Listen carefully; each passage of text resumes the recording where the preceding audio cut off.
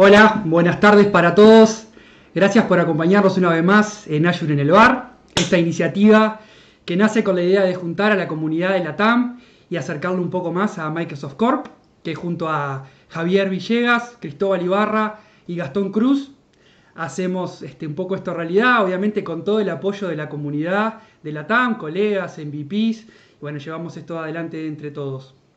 Como muestra de ello es que hoy nos acompaña Scott Hanselman, Partner Program Manager en Microsoft. Y bueno, los que tuvieron la oportunidad de ver el video de invitación que Scott nos brindó, habrán visto que él ya gastó todo su español en ese video. Así que a partir de ahora vamos a cambiar a inglés y espero que disfruten el capítulo. Okay. Hi Scott, welcome to Azure in el bar. Thank you for accepting our invitation and allowing us to spend some time with you today. It's really a pleasure, and for me more, because I used to be a developer, or in fact, you never stop to being a developer. So it's a pleasure. Azure in the Bar is an initiative was born as a group of friends, colleagues from different countries in Latam, looking for a way to continue sharing and connecting with the community. And finally, for those who don't know me, my name is Alex Rostan. I'm an Uruguayan currently living in Paraguay. I work as a country manager of Arcano Paraguay, a regional Microsoft partner company, and also as an AI technical leader with focus on democratizing artificial intelligence. That's the short story. And Gaston, good afternoon, and please let us know more about you. Hello, community. How are you? My name is Gaston Cruz. I am really happy to be here in the Gold Edition. And, this is kind of starting with the crazy kind of linking between Donna Sarkar and Scott, the same tweet. I sent a tweet a while ago, invited Scott to hang out with us in this Azure in the Bar. And he just jumped here. Just a little bit about myself. I moved to Bellevue, Washington. I am another Uruguayan lost in this part of the world. We moved with my family 1 year ago here. It's been a roller coaster since then. I work right now as a solution principal in Slalom, in the Microsoft COE company. I've been in the data platform world for my last 15 years, architecting solutions in different LATAM countries.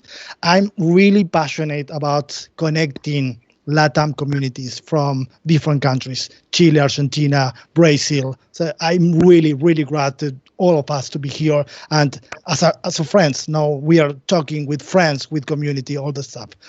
Let's go with Cristobal so he can introduce himself.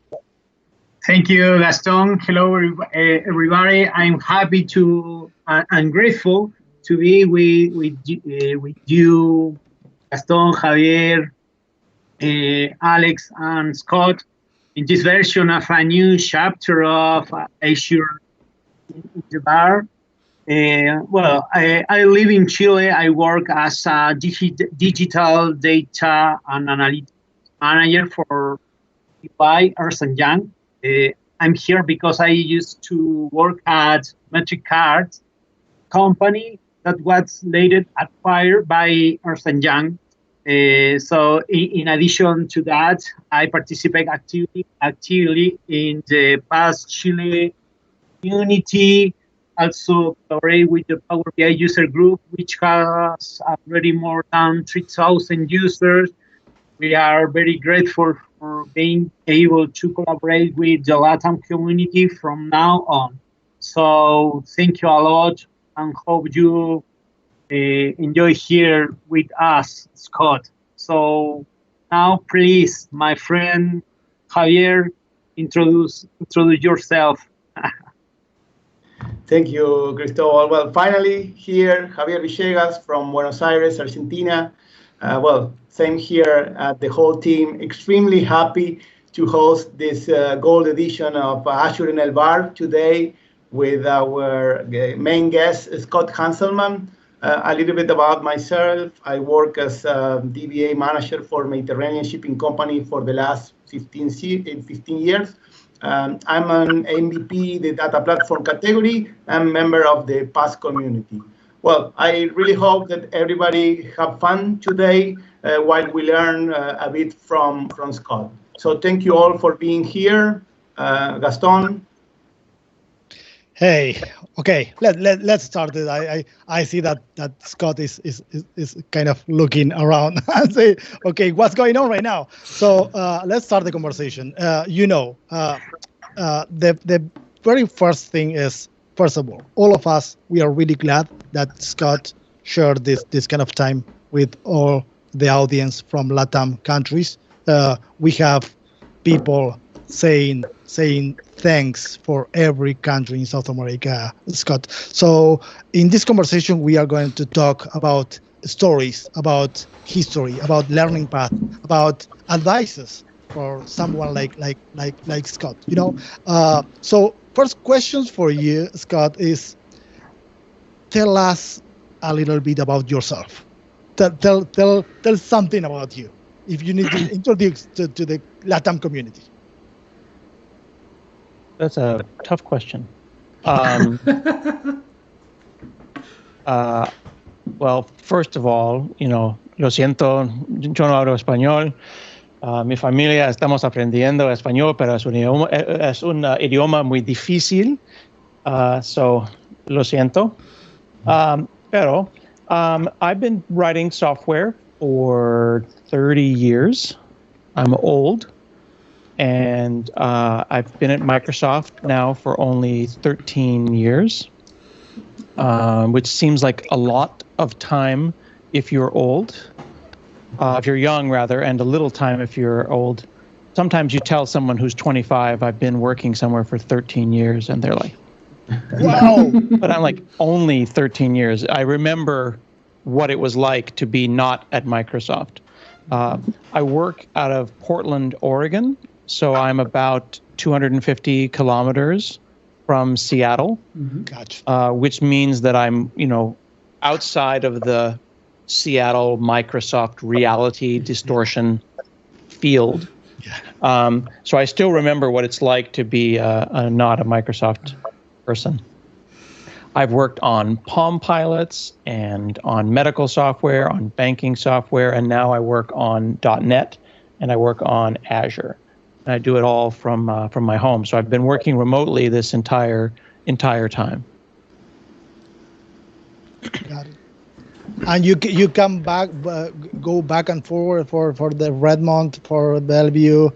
Yeah, it's about a 3 or 4 hour drive. Before the apocalypse. Yep.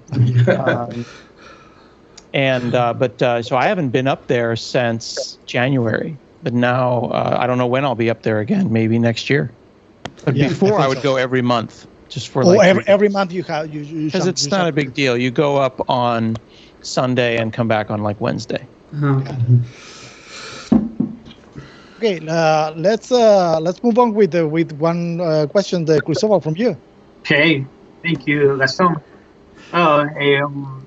Scott, please could you tell me about how Azure influenced in your daily work?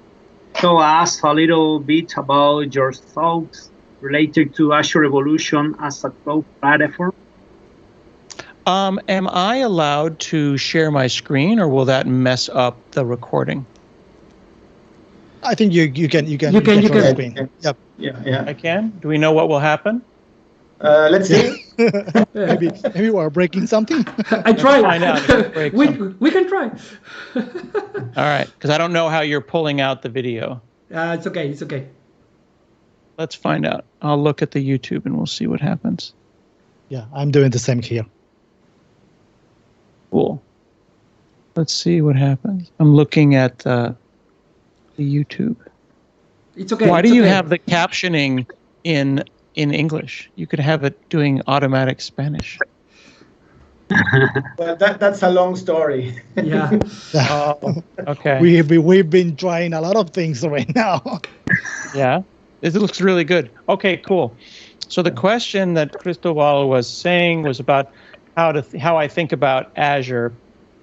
One of the things that I think is most interesting about it is if you look at this dashboard here, 10 years ago, a dashboard like this would be the kind of thing that someone who had a whole company, dozens of programmers, and maybe 100 people would have a dashboard like this.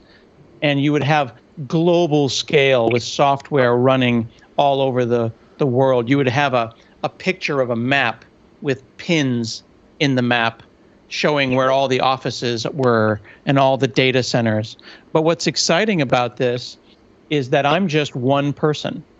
So the idea that one human can have like Hanselman Company, which is my website, my blog, my podcast, all of these things running all over the cloud, like there was a whole business behind this, and that I could go and look at a dashboard and see how much money I'm going to spend this month and watch my credits and worry about when I'm going to run out of money.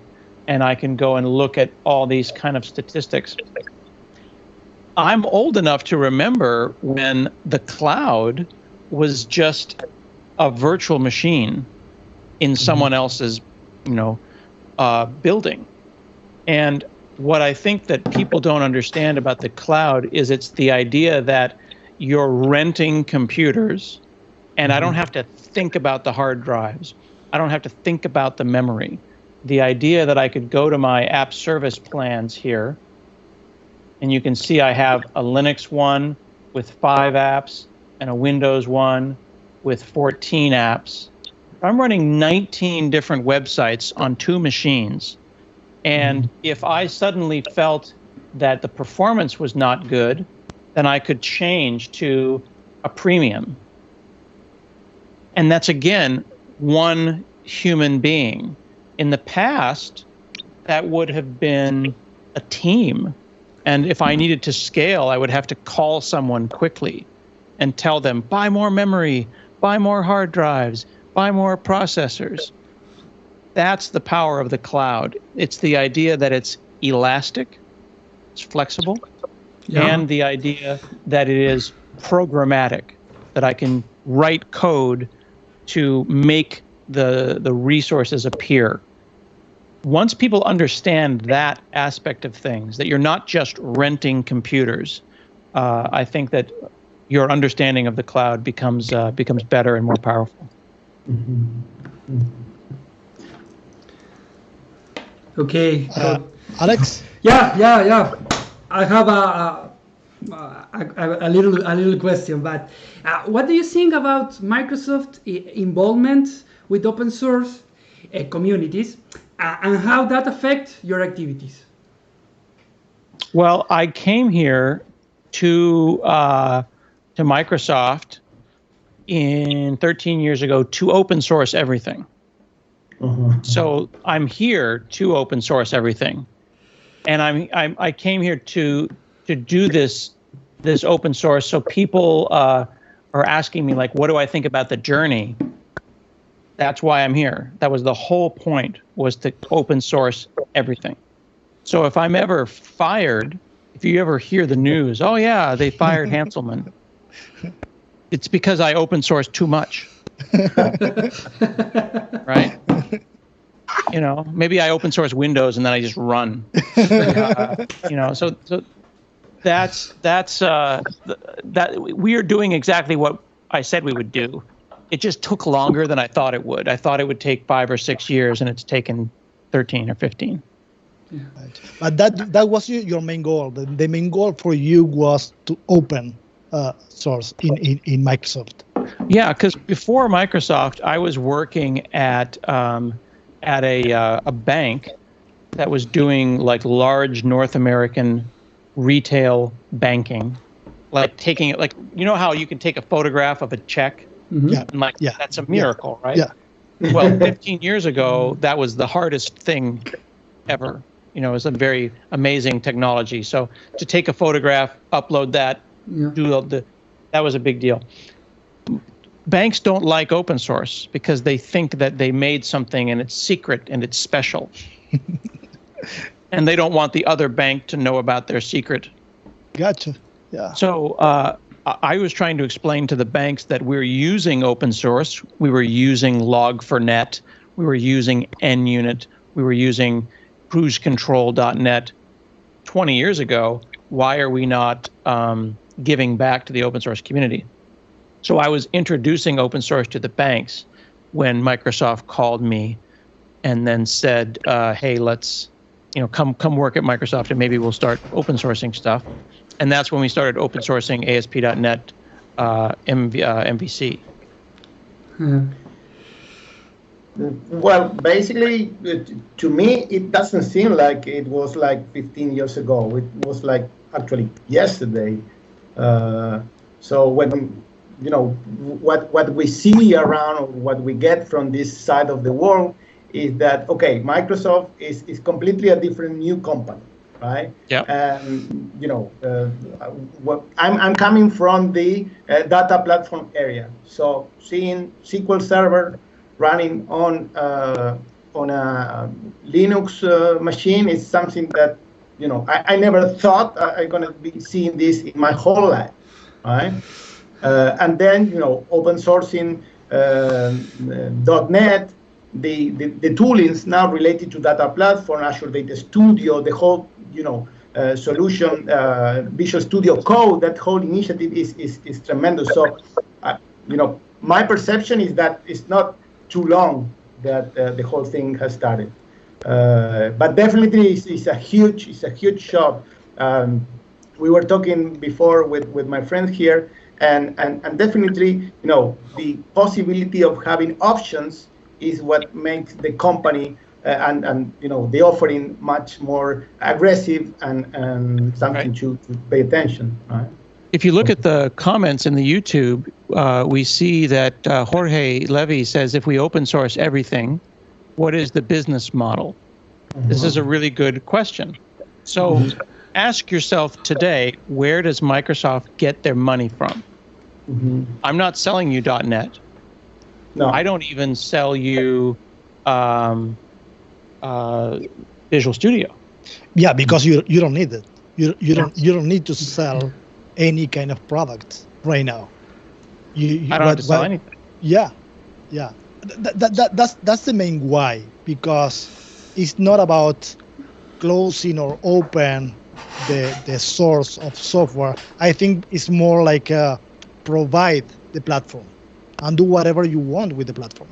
Right now, every enterprise company, they're moving SAP to Azure. I years ago, I cannot imagine that's going to happen, that you can move SAP to Azure. But it's SAP as a service. Yeah. And in the last 10 years, we moved Office to a subscription. Yep. Xbox, Game Pass. Yep. Right. Windows 10 is one long version. Microsoft doesn't care, I don't think, what programming language you use.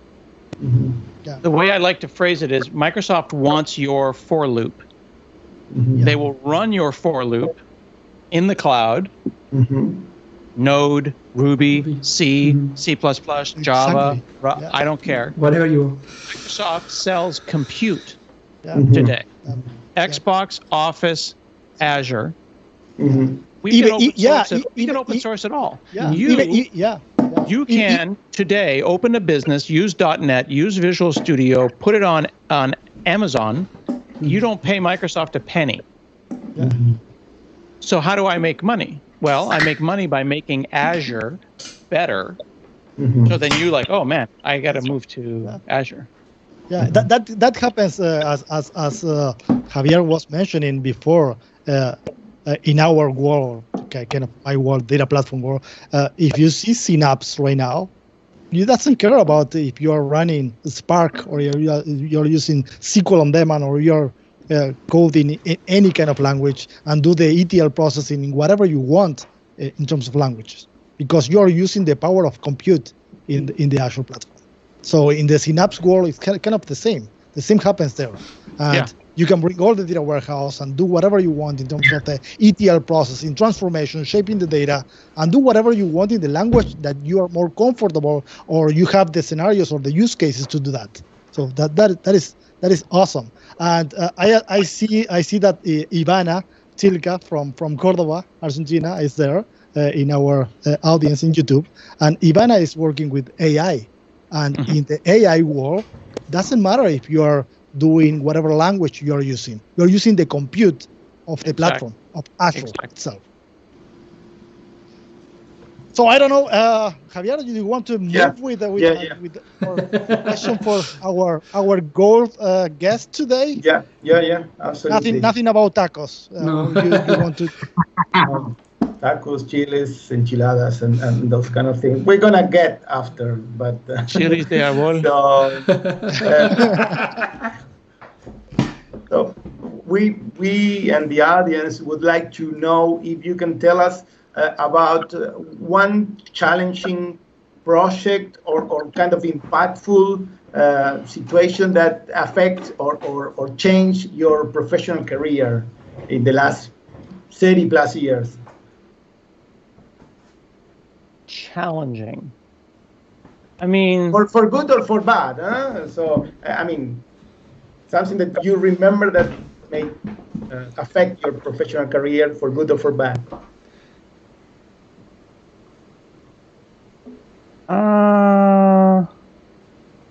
I don't know. Challenging, for me, challenging feels like it could be impossible, or maybe more than difficult. Like there's a slider bar. Fácil to difícil, and then challenging is beyond.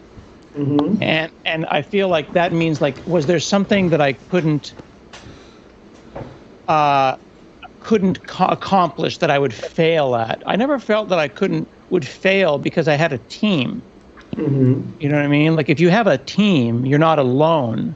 I think the most important thing that we can do for new developers or old developers is make them feel like they can't fail because there's a team behind them. And I have been very lucky or very blessed to have a team with me. So I always felt like it was hard, but possible to accomplish the things that I want to accomplish. Like right now, before this call, I was in a conversation about Ignite, the Microsoft conference that we're going to have, and it's going to be challenging. It's going to be hard. If the internet stays up, we will succeed because we have a team. So I think it will be hard, but I don't think it's going to be impossible, and I don't feel like I'm going to fail. I guess I've never really had that feeling. By the way, we all watched you at the conference in Build, and that was tremendous. Thank you very much. You can notice from this side of the screen, the whole team working as a whole just to accomplish that, which was, really challenging or difficult, as you said. But yeah, I mean, it was a tremendous thing accomplished. So, I can only congratulate you and your team, and for sure it's going to be at least the same at Ignite. But of course, we're going to be all watching. Figure out. Yeah, for sure. We're trying to figure out now what to do differently, because you don't want to do the same thing again. But we're all still stuck in our houses, and what does a virtual conference look like? Like, did you see the Apple conference, WWDC? Yeah. It was like they were standing in space, and cameras were zooming around. It was like a virtual stage. Like, I don't know. I mean, like, it was cool, but like, is that what we want? Is that the right way? It's more like it was more like a cinema or Oscar-like conference than a technology conference. Maybe that was what I felt. Yeah. No, but definitely what we saw at Build was huge, and well, being in front of an audience in previous Build, I'm a member of the past community, so I've been in the past summit for the last 12 years. It's a different thing. So you can, let's say, have new things or explore new things. But on this virtual world that we are living today, well, do different things, I believe is really challenging. Yeah, well, I appreciate that. And again, it's kind of one thing that I really enjoy for the business application summit or the build is kind of the engagement with the community all the time. When you switch between different, as you mentioned, Scott, like different teams. If you switch your camera to Donna Sarkar, then to Seth, then to another person, and then you engage with communities worldwide, and you involve someone from different countries. So if you involve someone from South Africa, and then you involve someone from England, and then you involve someone from Australia, different time zones, and great. everybody, it's kind of the proximity that you get. That proximity that you get is kind of amazing. The whole point of the internet, of the lighting, of the camera, is to make it feel like we are only 1 feet away and not in 5 different countries. Yeah. Mm-hmm. And if we're not using technology to feel closer to people, then what are we doing? Yeah, that's right. As a side note, this get-together mode in Teams is huge. Yeah.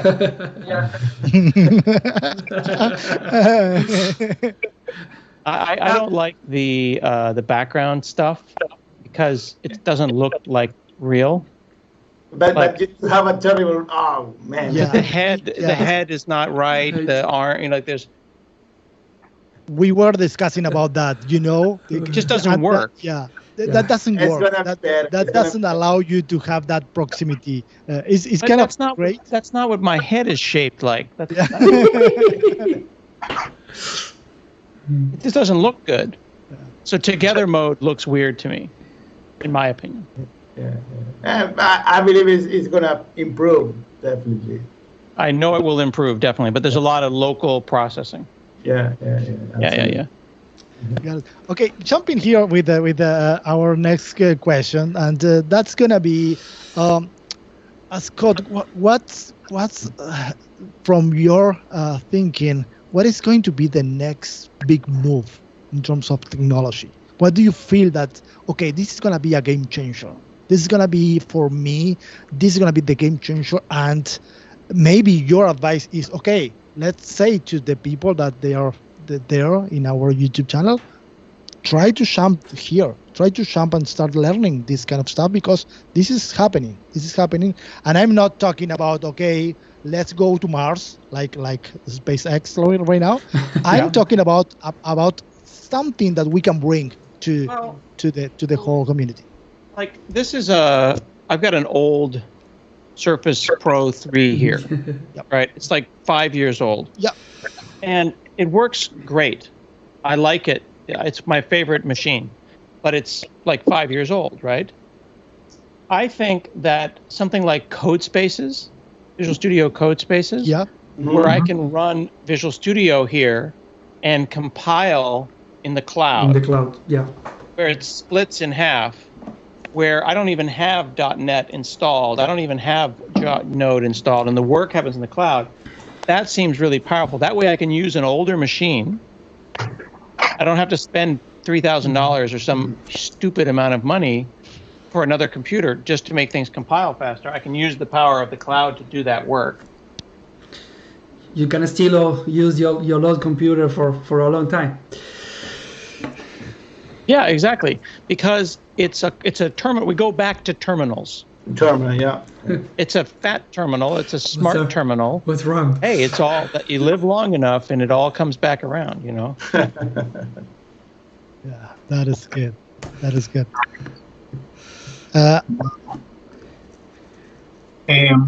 Well, first of all, we have a lot of people from all LATAM right now, from Argentina, Uruguay, Colombia, Brazil, friends that have before in Azure in the bar.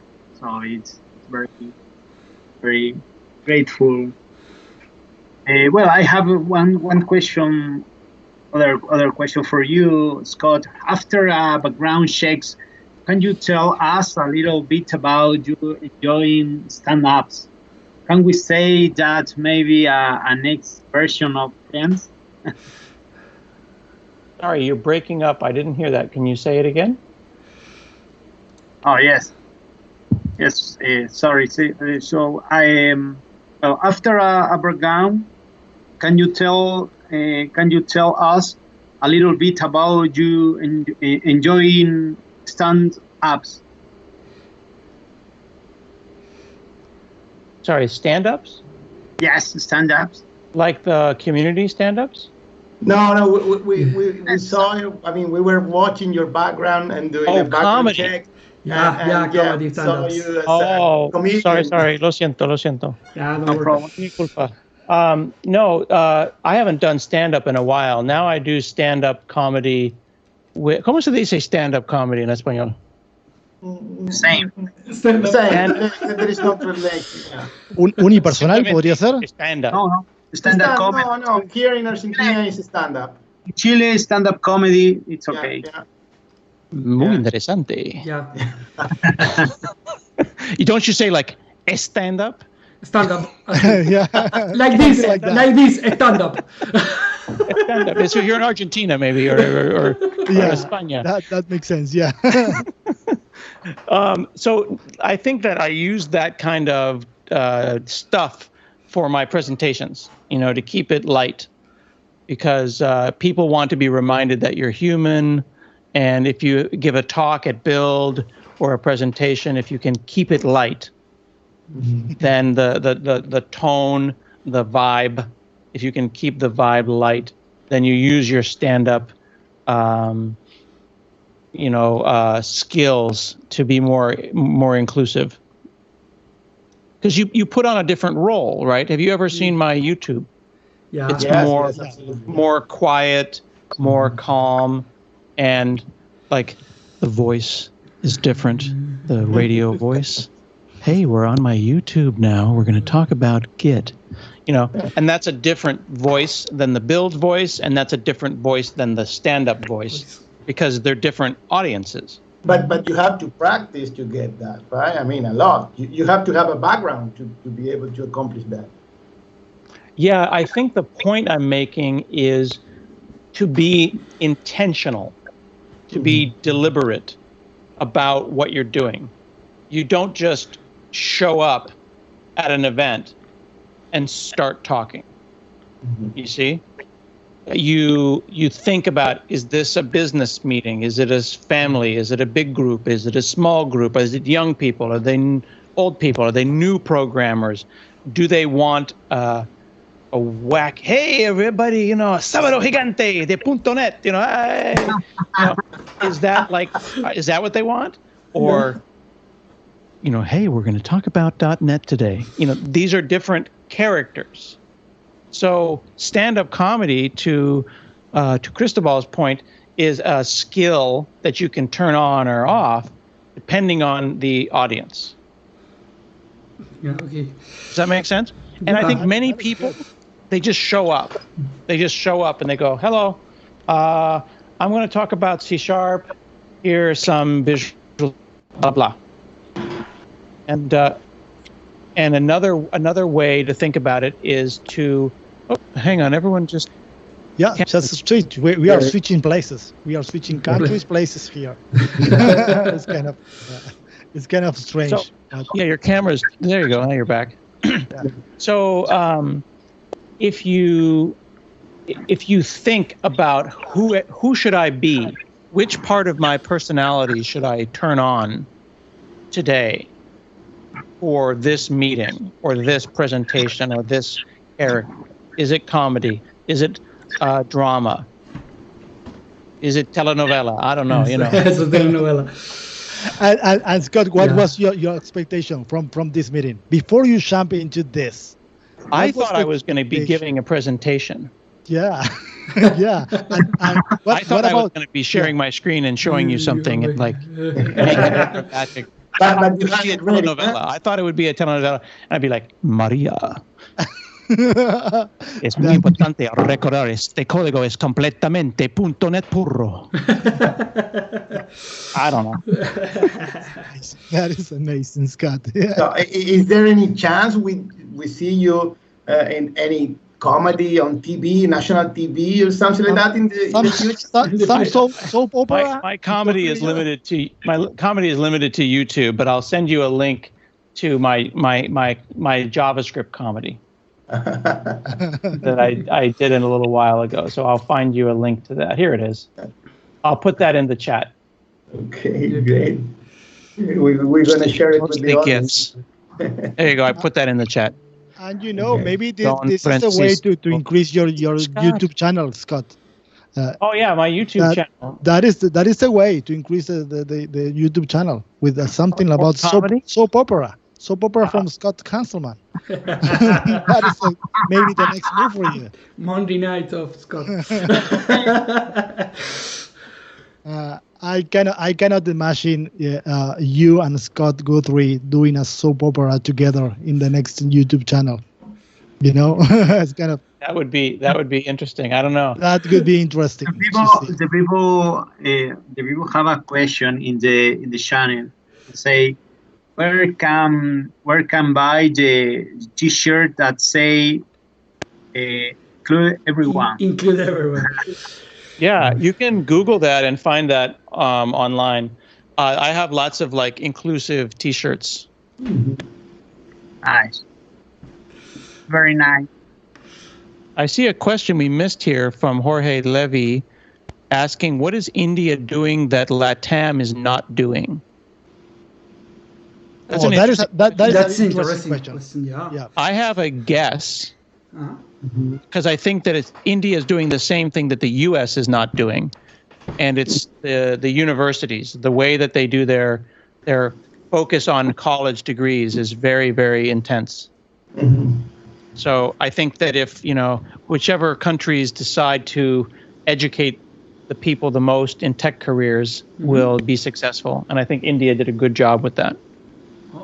And regarding that, Scott, I saw a video that you did with Winnet at the Azure Friday the other day. Oh yeah, she's great. A couple of weeks, and I want to mention that. I wanted your opinion about that because she mentioned about certifications versus college degrees. And what is your thought about that? What is your thought in terms of the learning path in terms of careers? If you want to recommend for the communities in LATAM.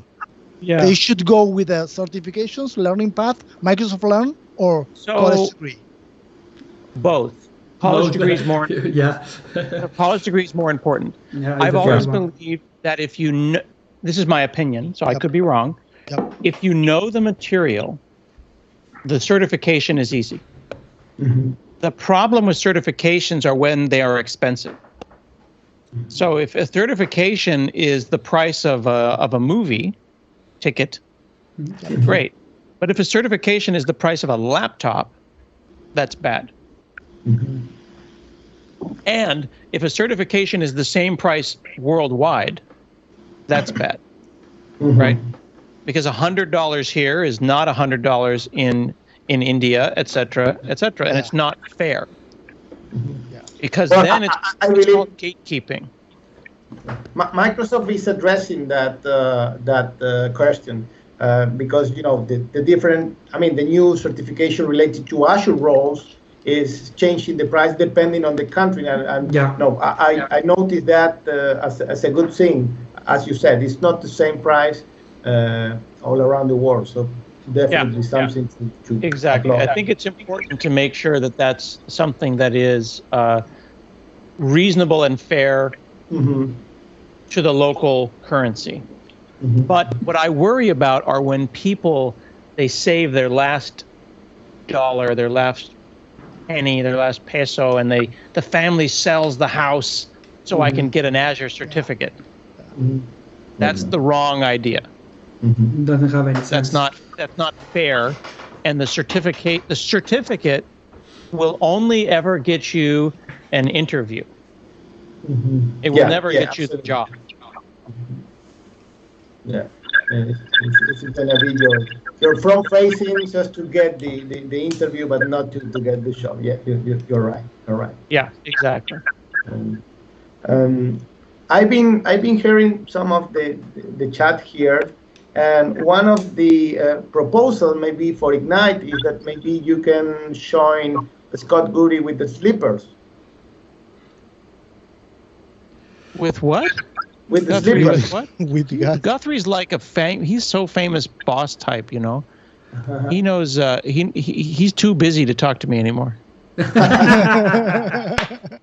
You know, he's younger than I am. Oh, really? Yeah, he's a child. He's like I'm like 6 months older than him. So, Franco Valle is asking about lightsabers on the wall. There's some. oh yeah, we were talking about that earlier. Yeah, there's actually two things here. So first, there are lights on the wall that I can change the color of based on the mood. Those are not lightsabers; they're just lights. But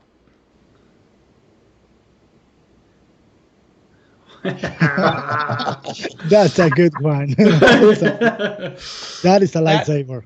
that is an actual lightsaber. Yeah. Now we're talking.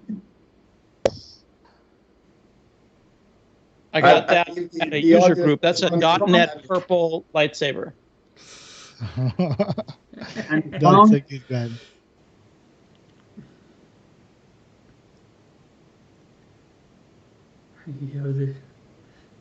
And check this out. Ivana is asking us, which is your favorite thing in your office right now? It's all my favorite. I like the arcade. That's Yeah. cool. I like the tiny arcade, That's good. the Raspberry Pi. That's very good. That's a tiny arcade with a Raspberry Pi. This is an arcade that's a Game Boy in a 3D printed case with a Raspberry Pi inside. Oh, wow. That's Right. good. That's cool. And then there's a bigger arcade. That's a The good adult different size color. arcade. about. Yeah. In the arcade that you have back, it's one game or you have many games? All the games. All the games. Okay.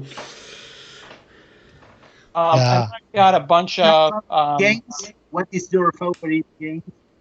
What's that? Your favorite games? To play in the Probably Metal Slug. Metal Metal Slug. Slug. Wow. Slug. It's a good You know? game. Yeah. Yeah, I have a bunch of retro gaming. If you go to my blog and search for retro arcade, I'll put it in the chat. I have a bunch of things about retro arcades and how you can make them and do them yourself at a good price. So I put that in the chat. Yeah, so those are my favorite things, I think. That's a good one. Are the mini arcades connected to Azure somehow? Because No, there's no Azure there. They're all separate and disconnected, and they do their own thing. Got Okay, it. no, because we also noticed again from the data platform perspective the whole move to the edge, right? So being able to run SQL Server on a Raspberry Pi and have the same SQL footprint on it, an Exchange event, etc. So maybe you were doing kind of something similar with your arcade. And Well, I do have some things that are connected to Azure, like this is a small device that shows my blood sugar or my diabetes. Yeah. I have this on my blog. I explain it. So it turns green, yellow, and red, and shows a number for my blood sugar. That way, the children and my wife can see how my blood sugar is if I have any trouble. I think I saw a video from you doing kind of a demo for IoT, that IoT device. I think it was in a conference a while ago where yeah, I've done a number of them. I have implants, keep track of my blood sugar.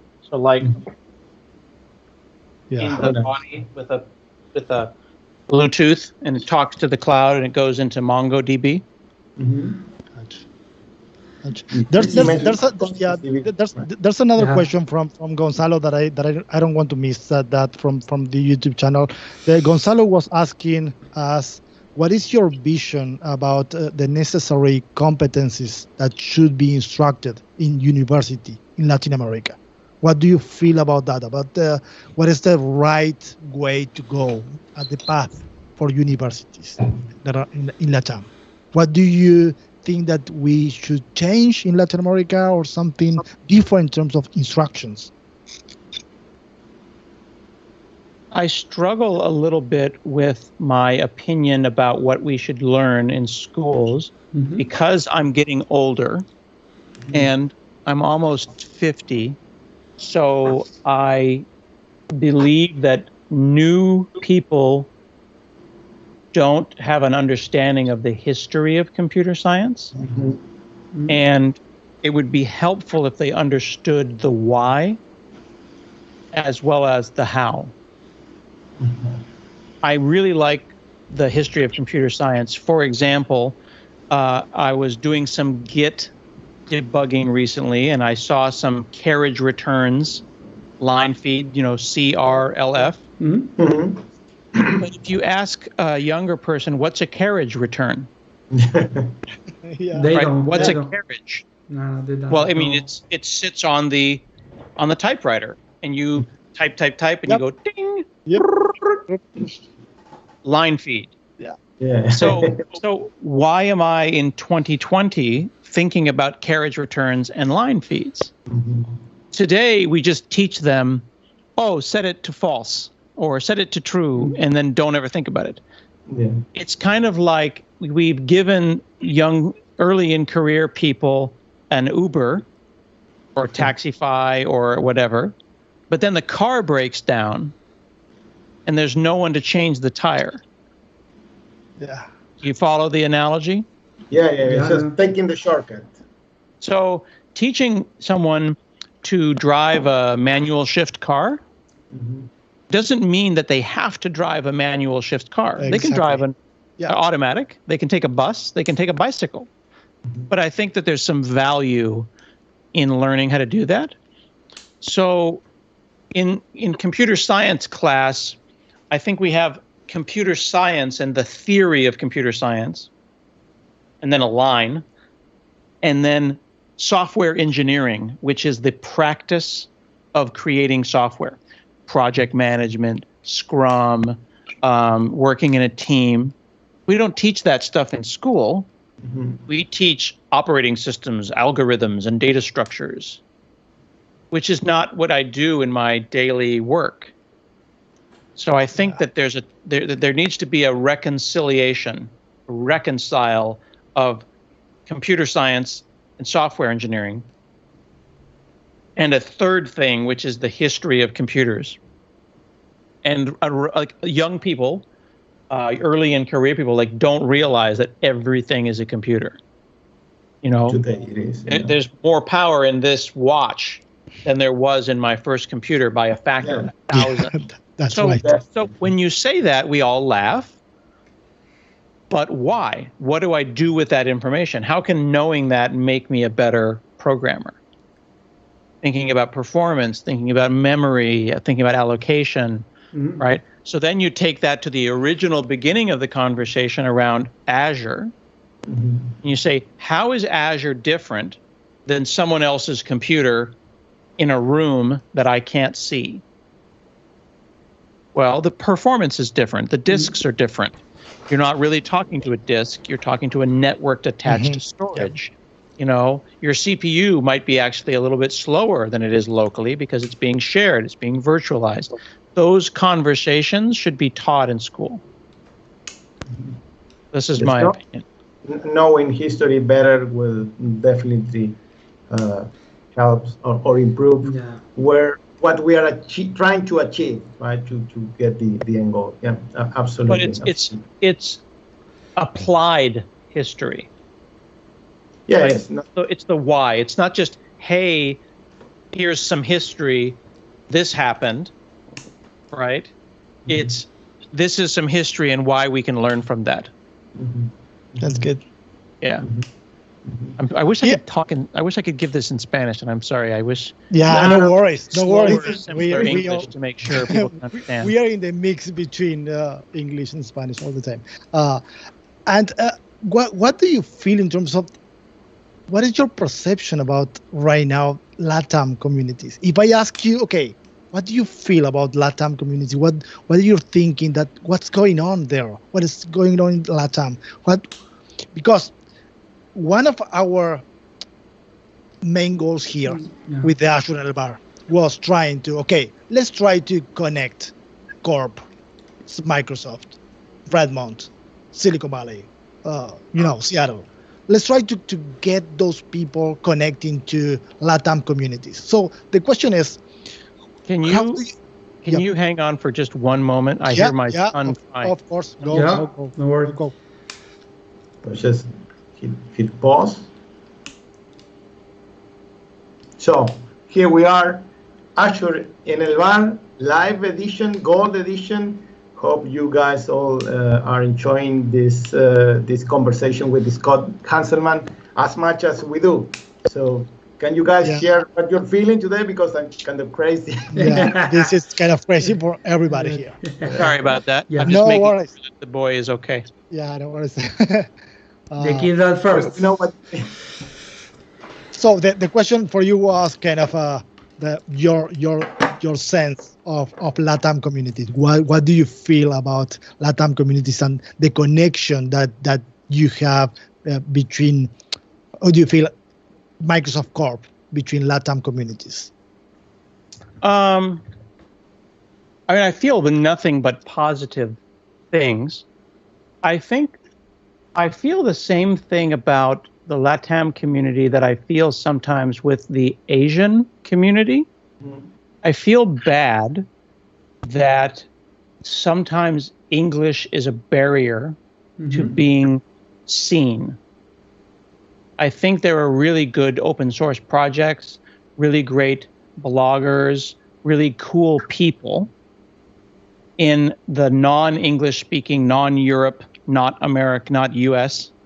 And then if you are not a perfect English speaker, then we, the English speakers, don't give enough respect. And I feel sad about that. So I'm not saying it's not your problem, right? It's ultimately our problem. But this same thing happens in China and in Japan. If you don't speak great English, people treat you different. Just for the same reason that I'm not giving this speech in Spanish, because I would be embarrassed. So I'm appreciative of you all speaking in English to me. It's a gift that you're giving me. And when someone comes to the English-speaking world with great code and a great blog post, but maybe a word is used incorrectly, we should be more kind and more forgiving, as you are when I do my bad Spanish. So I wish I knew a way to make the communities in Asia and in the Spanish-speaking world and like the French-speaking world more connected so that we can share more code. And I don't know how to solve that. So I don't mean to like get depressing at the end of the talk here, but I feel like English is a huge barrier in global success, and that sucks. Yeah. And it's kind of that happens a lot for the community when we talk with people, with leaders of user groups in different communities in LATAM. The last time I invited to Cristobal, he's running a user group in Chile, and I invited Donna Sarkar to get a keynote in that user group. And she did an amazing job. She did an amazing job doing the keynote for that user group in in the Power Platform user group in Chile, and same happens with Charles Sterling from Microsoft. Power Apps. He brings some speech, really good speech in English, and mixing with some Colombian Spanish with the user group with Alex Rosan in Paraguay, and it's kind of grateful how appreciative our communities are with someone like you, Scott, that jump to this kind of cause, this kind of informative conversations to tell us a little bit about your thoughts, about your career, about your history, about this kind of. We are really glad to have you on board with these kind of things, and I really appreciate that. We all are kind of really excited right now. Yesterday, Cristobal was mentioning, I studied from a book that Scott wrote a while ago in the college. Such a bad book. Yeah. So right now, his face is my monitor now. It's just. Yeah. It's kind of again great. Javier, I don't know if you want to move on with the kind of absolutely. Next challenge for Scott. Yeah. So basically on that line of trying to engage people from Microsoft, from Corp to the LATAM community, today we would like to start some sort of a challenge. It's more a challenge to us than to you, but we would like you, if you can probably suggest someone we should go and knock the door and invite to our show here for the whole LATAM community. So if you have any names, we won't say your name, believe me. Yeah, sure. I can email you a bunch of ideas. Okay. Yeah. Again, we would like to engage them all here and see how we can enrich and empower, our communities here. So, well, a little bit based on that challenge. And in this situation, we would also like to announce our next Gold Edition, right, which is going to be in October the 8th, right? And we're going to be hosting Rohan Kumar, Corporate Vice President of Azure Data. So he will join us here. And well, I believe that is going to be close to Ignite. So most probably we're going to be talking about Ignite and some of the news or things that he can share with us, roadmaps or news, technique, whatever he can. So then definitely we will use your list and we'll try to invite as many as we have. So again, one more time, thank you for being here today. Alex, it's all yours. Okay, for the last, Scott, again, thank you for your time. Thank you for staying with us. I hope you enjoy as we do in that conversation and in that chapter of Azure en el Bar. And thank you again. I'm gonna change to Spanish again to say goodbye to the all LATAM community. Gracias a todos por habernos acompañado. Espero que hayan disfrutado tanto como lo hicimos nosotros. Creo que se notó en toda la conversación lo que disfrutamos, y de vuelta gracias a Scott por haberse sumado a esta iniciativa. Y bueno, los esperamos el próximo 3 de septiembre con otra mesa con grandes invitados y la presentación del siguiente capítulo. Muchas gracias a todos, que tengan una buena noche. Thank you very much again, Scott. Gracias. Thank you so much to be here. Bye bye.